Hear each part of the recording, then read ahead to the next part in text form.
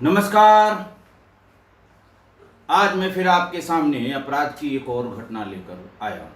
आज की घटना भी सीरियल किलर्स की श्रृंखला की अगली कड़ी है। आज का सीरियल किलर है महाराष्ट्र से, मुंबई से। बात 2006 की है। अक्टूबर में एक टैक्सी ड्राइवर जिसका नाम विजय गौड़ था, उसकी लाश मैरीन लाइंस रेलवे स्टेशन के पास पाई गई, जिसके शरीर पर ढेर सारे निशान थे। लाश के पास ही बियर की 2 केन भी पड़ी हुई थी।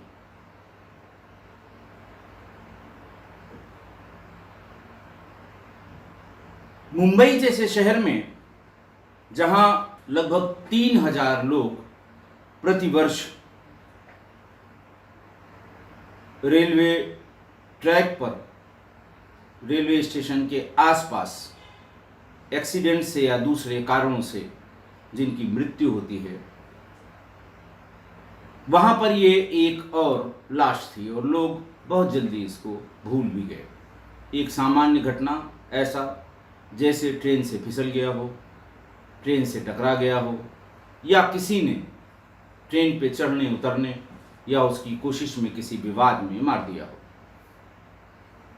और चूंकि 2 खाली केन बियर की पड़ी थी, इसलिए ये भी पुलिस ने एक थ्योरी बताई कि हो सकता है शराब के नशे में या जो उसने पेय पदार्थ पी रखा है उसके नशे में उसके साथ ये घटना हो गई हो। 2 महीने बाद 14 दिसंबर 2006 को ऐसी ही एक dead body Churchgate station के पास मिली। उसकी भी पीट पीट कर हत्या हुई थी, जिस तरह से विजय गौड़ को मैरीन लाइन रेलवे स्टेशन के पास मारा गया था। वहां भी किंगफिशर बियर की 2 केन लाश के पास बरामद हुई। थोड़ा सा ध्यान पब्लिक का भी दिया गया और प्रेस वालों का भी गया कि ये सिमिलरिटी दोनों रेलवे स्टेशन के पास और दोनों में शव के पास बियर की केन का मिलना। उसके बाद जनवरी 2007 तक, ये अक्टूबर 2006 से शुरू हुई और मिड जनवरी 2007 तक कुल 7 डेड बॉडीज मैरीन लाइंस और चर्च गेट रेलवे स्टेशन के बीच मिली। तीसरी डेड बॉडी के पास भी बियर की केन मिली और उसके बाद की लाशों के पास बियर की केन नहीं पाई गई। लेकिन 3 हत्याओं में बियर की केन का पास में होना, अखबार वालों ने हत्यारे को बियर मैन की संज्ञा दे दी और तब से आज तक इस हत्यारे को बियर मैन के नाम से ही जाना जाता है। इन 7 हत्याओं में जब डेड बॉडी मिली तो उनके कमर के नीचे के वस्त्र उतरे हुए थे और उनके साथ समलैंगिक दुर्व्यवहार हुआ था।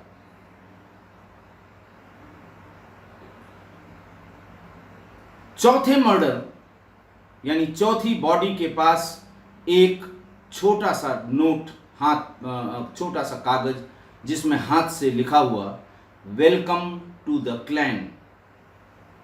पुलिस ने यह अंदाजा लगाया कि शायद हत्यारा गे या समलैंगिक व्यक्ति हो। समलैंगिक प्रयास में फेल होने पर ऐसी हत्या की गई हो या समलैंगिकों ने उसके साथ कोई दुर्व्यवहार किया हो, इसलिए शायद उसने कोई ये हत्याएं की हैं। वेलकम टू क्लैन लिखने का मतलब कि हमारे समूह में आपका स्वागत है। अच्छी हैंडराइटिंग में लिखी इंग्लिश से पुलिस ने यह अंदाज लगाया कि शायद हत्यारा पढ़ा लिखा है, अच्छी तरह से अंग्रेजी लिख लेता है।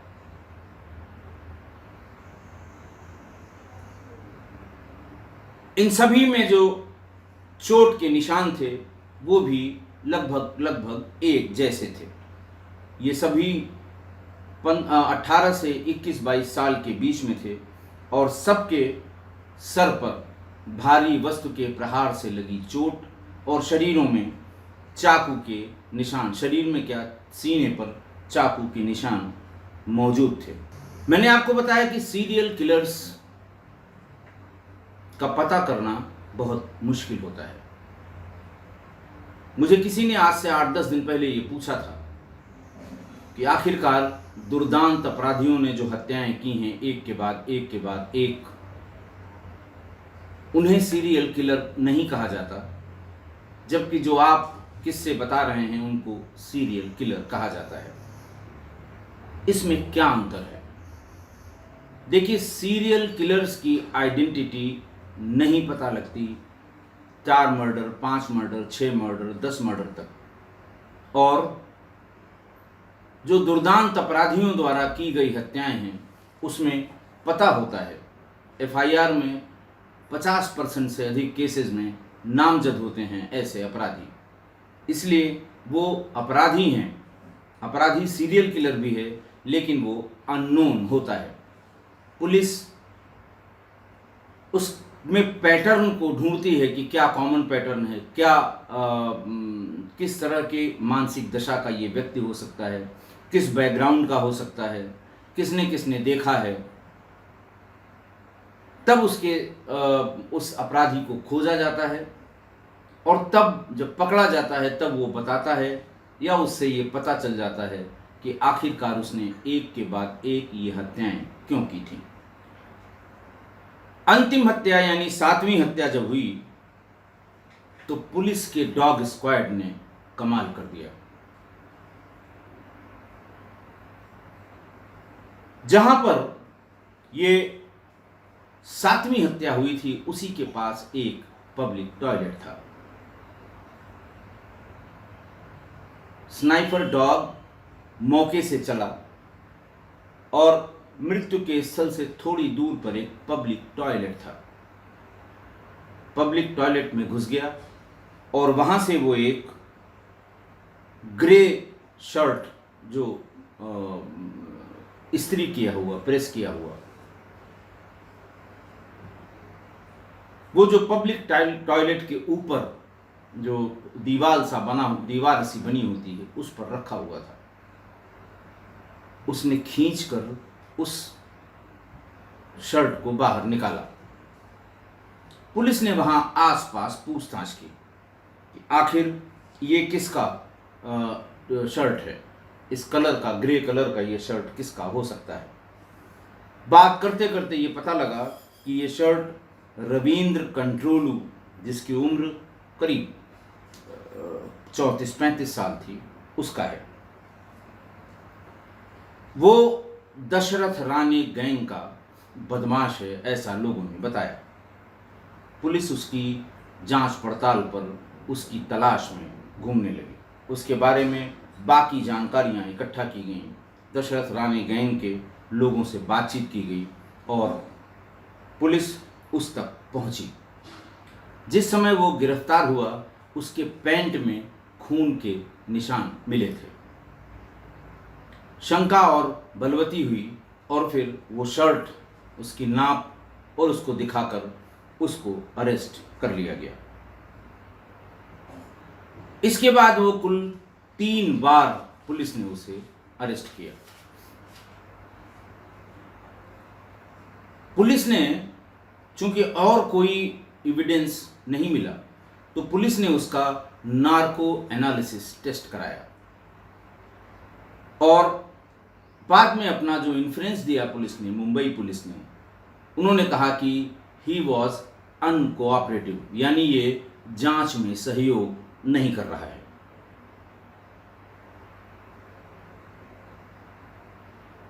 लेकिन नार्को एनालिसिस टेस्ट में उसने टिट बिट्स में जो बातें बताई वो ये बताया कि हाँ वो बियर पीता है, और हाँ हत्या के पहले वो और विक्टिम को भी बियर पिलाता था और खुद भी बियर पीता था। ऐसा उसने नार्को एनालिसिस टेस्ट में बताया। जब पुलिस ने यह माना कि ये अनकोऑपरेटिव है यानी सहयोग नहीं कर रहा है, तो उसका ब्रेन मैपिंग टेस्ट भी कराया गया, जहां ये संभावनाएं लगने लगी ब्रेन मैपिंग टेस्ट में कि शायद ये अपने विक्टिम्स को पहचान लेगा, आप भी बता देगा कहाँ मिले थे, ये भी बता देगा क्या शक्ल व सूरत थी। लेकिन ये दोनों ही रिजल्ट्स, ब्रेन मैपिंग और नार्को, ये दोनों ही अदालत में यानी न्यायालय में एडमिसिबल नहीं होते।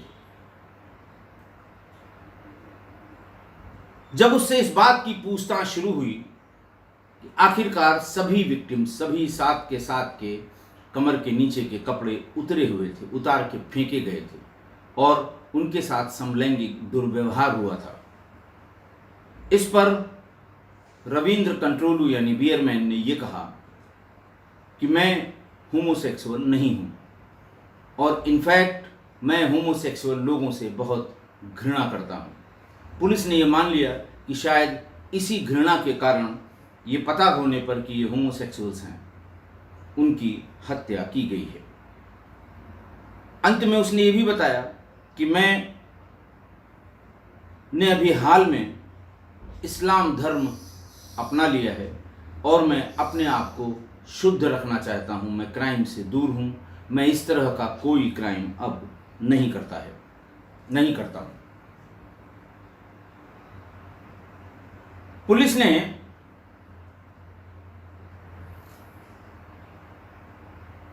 कंट्रोलू को यह कहा कि क्रिश्चियंस को बोलचाल की भाषा में क्या कहते हैं, तुम इसको लिख कर बताओ। उसने एक कागज पर मां का पाव लिखा। पुलिस दरअसल वो जो चौथी हत्या के बाद एक नोट वहां मिला था, वेलकम टू क्लैन, उस हैंडराइटिंग को इस हैंडराइटिंग से मिलाना चाहती थी। उसे मां का पाव लिखा हुआ वो कागज मिल गया। उसे हैंडराइटिंग एक्सपर्ट के पास एफएसएल भेजा गया और वहां पर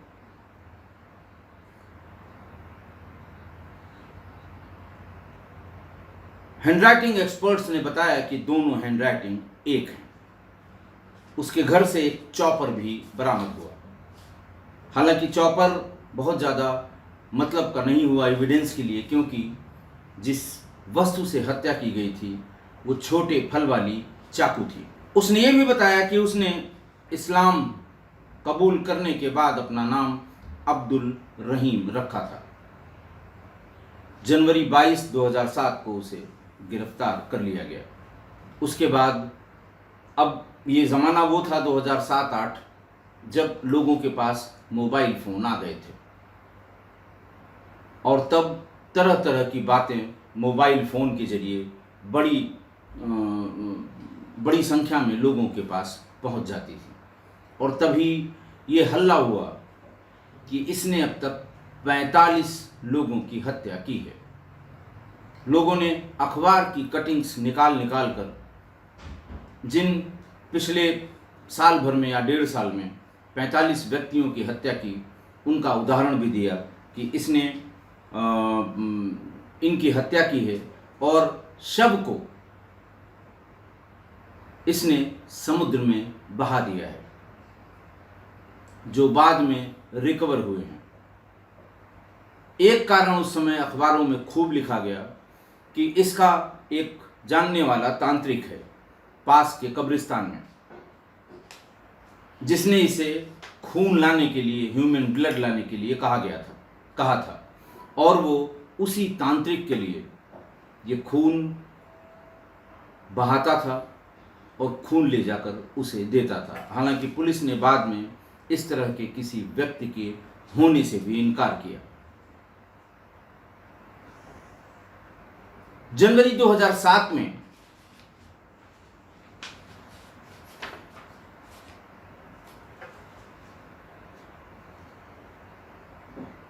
शुरू हुए ट्रायल में बाद में सेशंस कोर्ट मुंबई ने कंट्रोलू को इन सभी हत्याओं का दोषी पाते हुए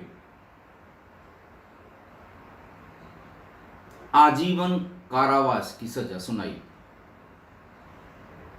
ये मान के कोर्ट ने कहा कि एक हत्या जिसमें उसने नोट लिखा था जो मैच कर गया, एक हत्या जिसके ब्लड इसके कपड़ों में पाया गया था जो मैच कर गया, उस पे इसे आजीवन कारावास की सजा दी जाती है। मुंबई में जब यह खबर आई कि इसे आजीवन कारावास मिल गया है या दे दिया गया है, तो लोगों में इतनी राहत की सांस महसूस की कि एक बार अब ये जेल के भीतर रहेगा, लंबे समय तक रहेगा, तो कम से कम इस तरह की घटनाएं अब नहीं होंगी। खासकर उन लोगों के लिए जो फुटपाथ पर सोते हैं, फुटपाथ पर जीवन यापन करते हैं, फुटपाथ पर ही अपना व्यापार करते हैं। सितंबर 2009 में अपील की उसने हाई कोर्ट में, और हाई कोर्ट ने कहा कि आपने जिन एविडेंस को यानी जिन साक्ष्यों को चिलिंग फैक्ट्स कहे हैं कि साहब ये अकाट्य साक्ष्य हैं, दरअसल ये वेरीफाइड नहीं है, और कानून के दृष्टि में ये जो साक्ष्य, जिन साक्ष्यों के आधार पर सेशंस कोर्ट ने इसे आजीवन कारावास की सजा सुनाई है, ये साक्ष्य वेरीफाइड, प्रॉपरली वेरीफाइड नहीं है, इसलिए हम इस साक्ष्य को नहीं मानते। इसके अलावा किसी भी हत्या में कोई और चिलिंग एविडेंस, कोई और अकाट्य साक्ष्य पुलिस प्रस्तुत नहीं कर सकी है, इसलिए कंट्रोलू को इन सभी हत्याओं के आरोप से बरी किया जाता है। वो वहां से निकला और आज़ाद हो गया, सड़कों पर वो फिर घूमने लगा। इसके बाद 2010 के आसपास कई हत्याएं हुई।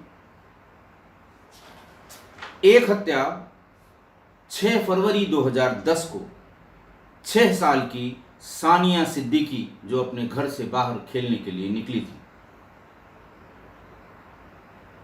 मोहल्ला था वत्सला ताई नगर, जो कुर्ला ईस्ट में पड़ता है, लेकिन वो वापस नहीं आई। अगले दिन उसकी डेड बॉडी एक बोरी में बंद पास की बिल्डिंग की सीढ़ियों पर मिल गई। उसके साथ बलात्कार हुआ था, बाद में गला काटकर उसकी हत्या कर दी गई थी। उसके तुरंत बाद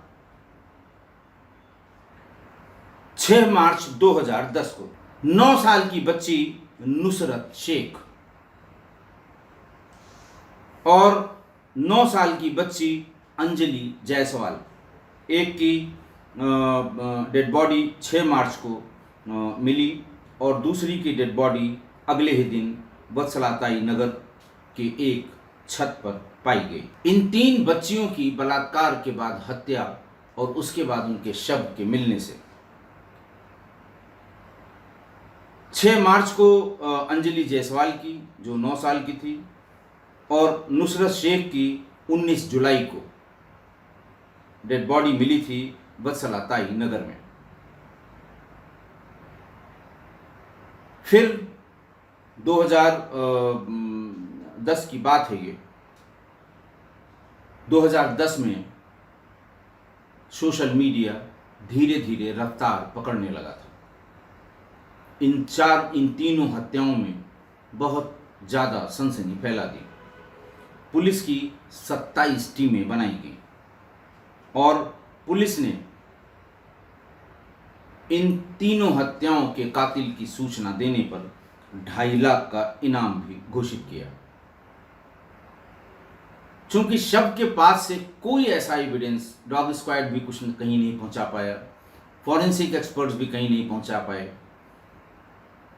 इन तीनों से चूंकि बलात्कार हुआ था, तो वहाँ पर डीएनए सैंपलिंग की गई, सभी बॉडीज पर डीएनए सैंपलिंग की गई और उस डीएनए को मिलाने के लिए इन तीनों जगहों पर लगभग 2000 व्यक्तियों के डीएनए सैंपल लिए गए। लोगों में इसका विरोध शुरू हुआ। कुछ सैंपल इन मृतकों के रिश्तेदारों के भी थे। किसी का सैंपल अगर लिया जाए और ये बता के कि उस बच्ची के डीएनए से मैच कराना है, तो उसके लिए तो यही सोच पाना भी कठिन हो जाएगा कि मेरे ऊपर भी ये आरोप पुलिस लगा रही है। कलीना में जो फॉरेंसिक लैब है उसमें 750 डीएनए सैंपल भेजे गए, जिसमें से 654 डीएनए सैंपल अकेले नेहरू नगर पुलिस स्टेशन ने भेजे थे और इन 654 में 435 सैंपल्स का बॉडी पर पाए गए सैंपल से मिलान किया गया, रिजल्ट नेगेटिव आया। बाकी के सैंपल्स के लिए फिर वहाँ दिक्कत होने लगी, जो मटेरियल है वो कम पड़ गया। उतनी सुविधाएं उस समय तक डीएनए फिंगरप्रिंटिंग के लिए नहीं उपलब्ध थीं और बार बार लिखने के बाद भी फॉरेंसिक लैब, जो कलीना की फॉरेंसिक लैब है, वो बाकी के डीएनए रिजल्ट्स, फिंगरप्रिंटिंग के रिजल्ट नहीं निकाल पाई। पुलिस के लिए भारी छीछालेदर, पुलिस की भारी बदनामी के बीच 5 मार्च 2011 को इन तीनों की हत्या का ये मामला सीआईडी को सौंप दिया गया। इसी बीच 8 साल की एक बच्ची, जिसे एक व्यक्ति चॉकलेट के देने के बहाने कहीं ले जा रहा था और उसकी बड़ी बहन ने देख लिया, हल्ला मचाया और बच्ची के पिता ने पब्लिक के सहयोग से उस व्यक्ति को गिरफ्तार किया। नाम था जावेद रहमान शेख। पहला काम पुलिस ने किया कि उसके डीएनए सैंपल को मिलाने के लिए भेजा फिर से, और उसका डीएनए सैंपल नहीं मिला और उसे भी पुलिस ने छोड़ दिया। और आज तक इन 4 बच्चियों की हत्याओं के हत्यारे का पता नहीं लगा। 2006 की उन 7 डेड बॉडीज का जिसके ऊपर बियरमैन के ऊपर जिसकी हत्या का आरोप था, उसे भी अदालत ने छोड़ दिया। रविंद्र कंट्रोले के बारे में फिर पुलिस ने बहुत ही डिटेल जांच पड़ताल शुरू की। अदालत ने भले छोड़ दिया हो, लेकिन पुलिस और पब्लिक दोनों का यही मानना था कि ये हत्याएं इसी बियरमैन ने की थी। ये पता लगा कि ये lady dollars school marine lines में है, वहाँ का पढ़ा हुआ है। कक्षा 5 तक इसने वहाँ पर पढ़ाई की। उसके बाद घर की परिस्थितियों के कारण इसने छोड़ दिया और बाद में, और इसकी पैदाइश कामा एंड एल्बेस हॉस्पिटल में हुई थी और ये वहाँ धोबी घाट मोहल्ले में अपने परिवार के साथ रहता था। धोबी घाट जो वॉशरमैन्स की कॉलोनी है, ये खुद भी वॉशरमैन था, इसके परिवार के लोग भी वॉशरमैन थे। इसने बहुत कम उम्र में एक कोठे से एक जो सेक्स वर्कर होती है उस पर इसका दिल आ गया। ब्रॉथल ओनर ने कहा कि 25,000 अगर दे दोगे तो तुम इसे ले जा सकते हो। उसने कहीं से भी 25,000 रुपये इकट्ठा किए और एक बाहर किराए का कमरा लिया और उस महिला के साथ उसी में रहने लगा। उसकी एक बच्ची भी है जो उस समय, यानी जिस समय ये पकड़ा गया था, उस समय वो लगभग 14 साल की हो गई थी। इस समय 14 साल की हो गई है, ऐसा इसमें दिया हुआ है। पहली बार जब ये 16 साल का था तो थाने पर आज़ाद मैदान पुलिस स्टेशन पर इसे पुलिस ने बुलाया था, तब ये पहली बार ये थाने पर गया था। वहाँ इसका पिता एक चोरी के इल्ज़ाम में बंद था। इसको अपने पिता की ज़मानत के लिए बुलाया गया था। उसने वहाँ कहा कि पुलिस ने मेरे बाप के साथ ज़्यादती की है, चोरी इसने नहीं की थी, लेकिन इसके ऊपर इल्ज़ाम लगाया गया है। जब वो आर्थर रोड जेल में गया तो वहाँ बहुत ढेर सारे कैदियों से इसकी मुलाकात हुई और वहीं इसने ये डिसाइड किया कि वो इस्लाम धर्म अपनाएगा। छूटने के तुरंत बाद जब ये बरी हुआ और छोड़ दिया गया तो ये गरीब नवाज दरगाह पहुंचा अजमेर, और वहाँ इसका नामकरण अब्दुल रहीम किया गया, लेकिन अब भी इसे बियरमैन या कंट्रोलू के रूप में जाना जाता है। इसके बारे में तमाम बहुत सी चीज़ें इसने हमेशा जो ये कहता रहता था कि मेरे साथ गलत किया गया है, मैंने कुछ नहीं किया गया है, वो अखबारों की सुर्खियां बनता रहा। जैसे अभी मेरे पे इल्ज़ाम नहीं लगा सकते, तो एक अनाड़ी को पकड़ा है, उसका तो निकलने का चांस ही नहीं है। किसी अपराध में किसी को पुलिस ने जेल भेजा था, उसके लिए इसने ये कहा था कि उसको ज़बरदस्ती जेल भेजा गया है। आर्थर रोड जेल में इसे पुलिस की बारीकी, पुलिस की कार्यप्रणाली, पुलिस की जो मुखबिर बेस्ड क्राइम इंफॉर्मेशन जो पुलिस को मिलती है, ये सारी जानकारी इसलिए हो गई कि धारावी के एक इंस्पेक्टर जो अपनी पत्नी की हत्या के आरोप में बंद था, ये उसी सेल में कह लें या उसी बैरक में था और उसको अपना गुरु मानने लगा। रोज दिन भर तमाम किस्से कहानियां उससे सुनता रहा। इसके बाद की हुई जो हत्याएं हैं, उसमें जब इसे गिरफ्तार किया जाता था तो ये कहता था कि देखो, हाई कोर्ट ने मुझे बरी किया है, अगर मुझे ज़बरदस्ती किसी क्राइम में भेजोगे तो मैं कंटेम्प्ट ऑफ कोर्ट में जाऊंगा और वहां तुम्हारी पेशी कराऊंगा, तुम्हें जेल भिजवाऊंगा। इस तरह की बातें जो 3 हत्याएं और बाद में हुई जिसमें इसे पकड़ा भी गया था लेकिन छोड़ना पड़ा, उनमें से जागृति पटेल नाम की एक बच्ची थी। 22 नवंबर 2011 को उसकी डेड बॉडी मिली थी कफ परेड थाना क्षेत्र के इलाके में। उसके बाद थोड़े दिनों बाद 18 जनवरी 2012 को करिश्मा चौहान जो 8 साल की थी, उसकी भी डेड बॉडी मिली थी उसी जगह पर जहां पर पहली बच्ची की डेड बॉडी मिली थी। उसमें भी एक लड़का पकड़ा गया, लेकिन पुलिस फिर कोई एविडेंस प्रोड्यूस नहीं कर पाई, जिसके कारण अदालत ने उसे छोड़ दिया। अप्रैल 19 2012 को एंजल फर्नांडीज नाम की एक छोटी बच्ची का शव मिला, जिसकी रेप के बाद, बलात्कार के बाद हत्या कर दी गई थी। बहरहाल इन तीनों हत्याओं के बारे में कुछ भी पता नहीं लग पाया। क्रिटिसिज्म से परेशान होकर पुलिस ने deputy commissioner of police zone 1 के रविंद्र सिसवे ने कहा कि अब हम लोग नए सिरे से इस अपराध की विवेचना करेंगे।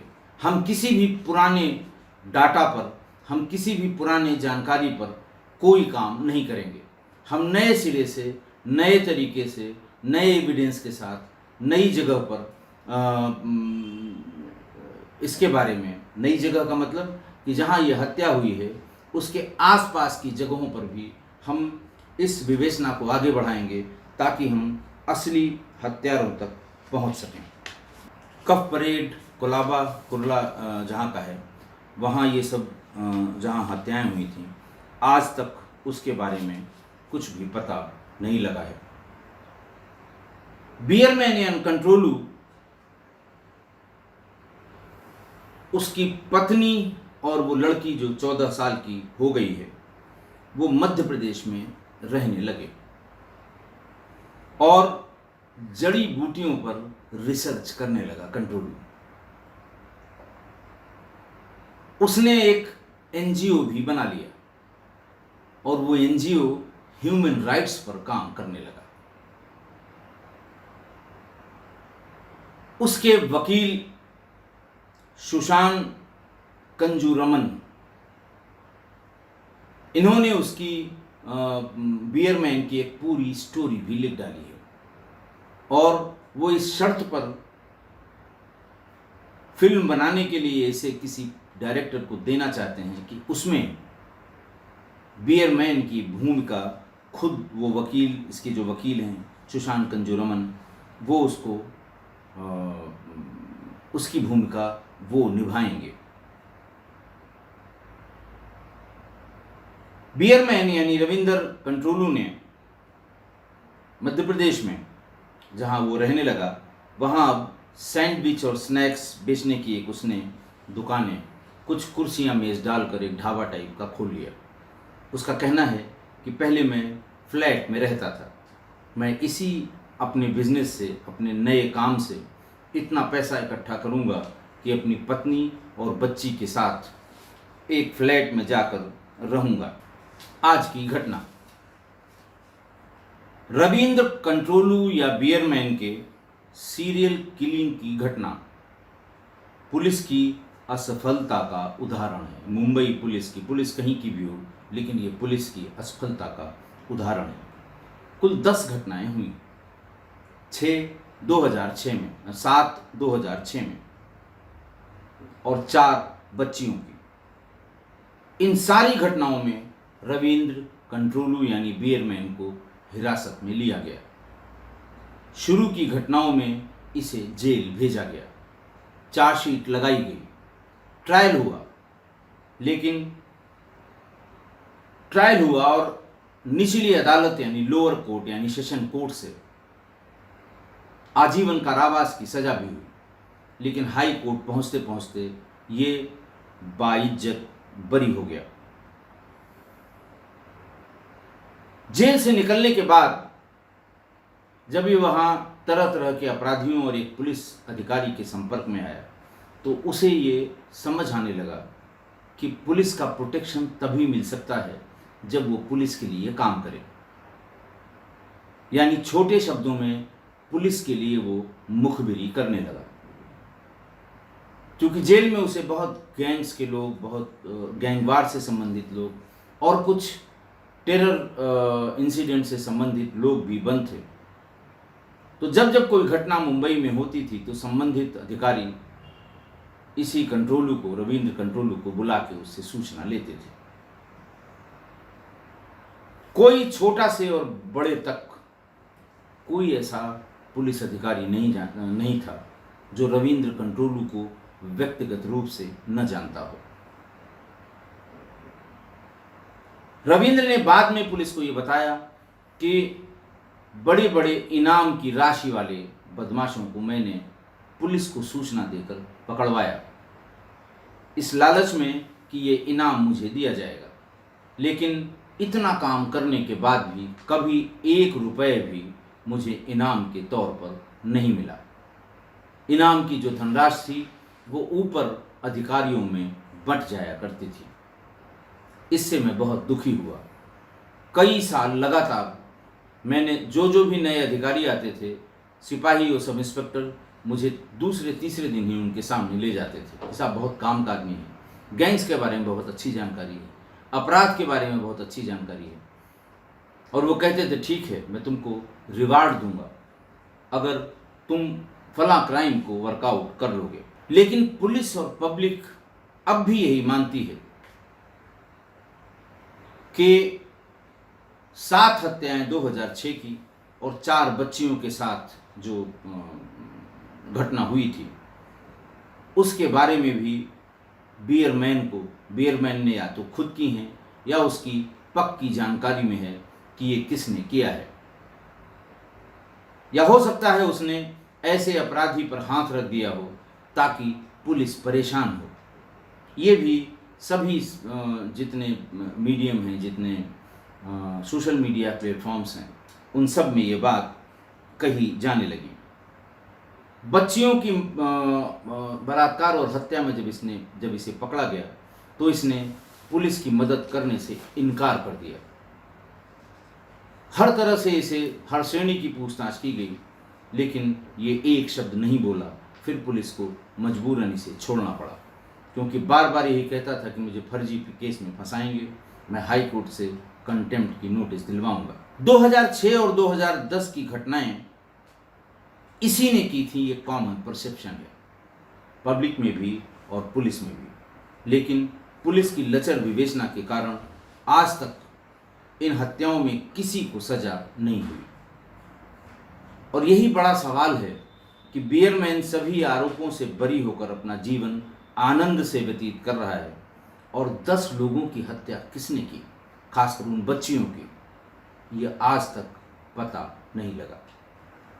मेरा एक्सपीरियंस ये कहता है कि 60 से 70% पुलिस के मुखबिर यानी इन्फॉर्मर, पुलिस से मेलजोल, पुलिस से नज़दीकियाँ, पुलिस की कार्य प्रणाली की जानकारी होने और पुलिस की गलतियों और जातियों का राजदार होने की आड़ में स्वयं अपराध करते या कराते हैं, लेकिन पुलिस उन पर कोई कार्रवाई नहीं कर पाती,